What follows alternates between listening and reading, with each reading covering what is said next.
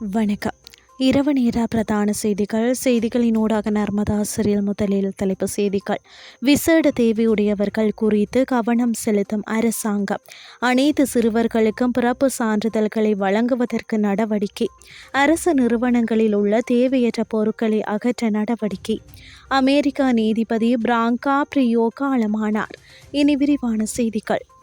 விசேட தேவையுடைய சமூகத்துக்கு நிவாரணம் வழங்குவதற்கான முறையான வழிமுறையை தயாரிப்பது தொடர்பில் கவனம் செலுத்தப்பட்டுள்ளது. ஜனாதிபதியின் செயலாளர் கலாநிதி நந்திக சனத்குமார் நாயக்க மற்றும் விசேட தேவையுடையவர்களுக்கான தேசிய செயலக அதிகாரிகளுக்கு இடையே இன்று பிற்பகல் ஜனாதிபதி அலுவலகத்தில் கலந்துரையாடல் நடைபெற்றது. விசேட தேவையுடையவர்களுக்காக ஜனாதிபதி நிதியத்தால் வழங்கப்படும் சேவைகளை மேலும் விரிவுபடுத்துதல் மற்றும் முறையாக வழங்குதல் தொடர்பில் கவனம் செலுத்தப்பட்டுள்ளது.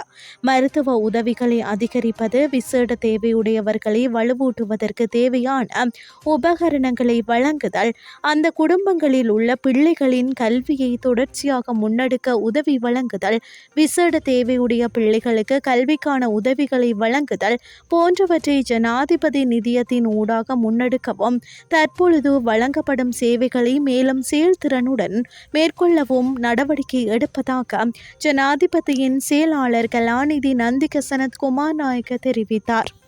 நுவரேலியா மாவட்டத்தில் உள்ள அனைத்து சிறுவர்களுக்கும் பிறப்பு சான்றிதழ்களை வழங்குவதற்கு உடனடியாக நடவடிக்கை எடுக்குமாறு மாவட்ட குழந்தைகள் மற்றும் பெண்கள் மேம்பாட்டு குழுவிற்கு பணிப்புரை விடுக்கப்பட்டுள்ளது.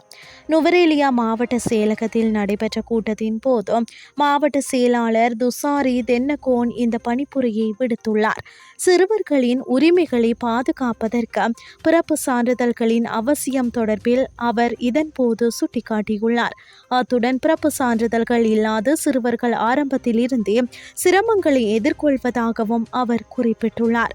பாதிக்கப்பட்ட சிறுவர்களுக்கு பிறப்பு சான்றிதழ்களை விரைவாக வழங்க மாவட்ட பதிவாளர் பிரிவுடன் இணைந்து நடமாடும் சேவை அலகுகளை ஏற்பாடு செய்ய வேண்டும் என நுவரேலியா மாவட்ட செயலாளர் துசாரி தென்னகோன் பணிப்புரை விடுத்துள்ளார்.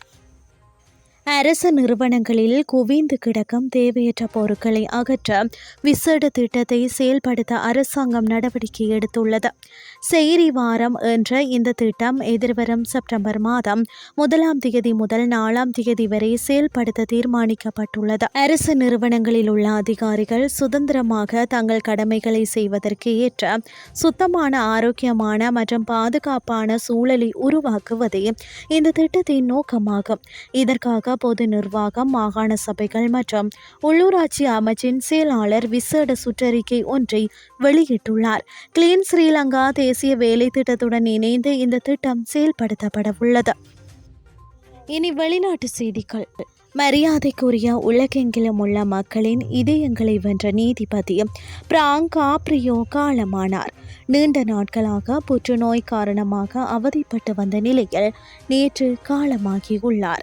அமெரிக்காவின் ரோட் தீவு மாநிலத்தின் தலைமை நீதிபதியாக பணியாற்றிய அவர் விசாரணைகளில் அன்பு மற்றும் கருணை குணங்களாக உலகம் முழுவதும் பிரசித்தி பெற்றார்.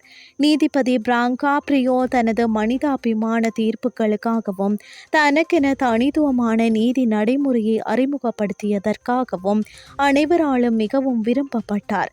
இறக்கும் போது பிராங்கா பிரியோவுக்கு வயது 88. இத்துடன் செய்திகள் யாவும் நிறைவடைகின்றது. அடுத்த காலை 8:30 எதிர்பாருங்கள். நன்றி.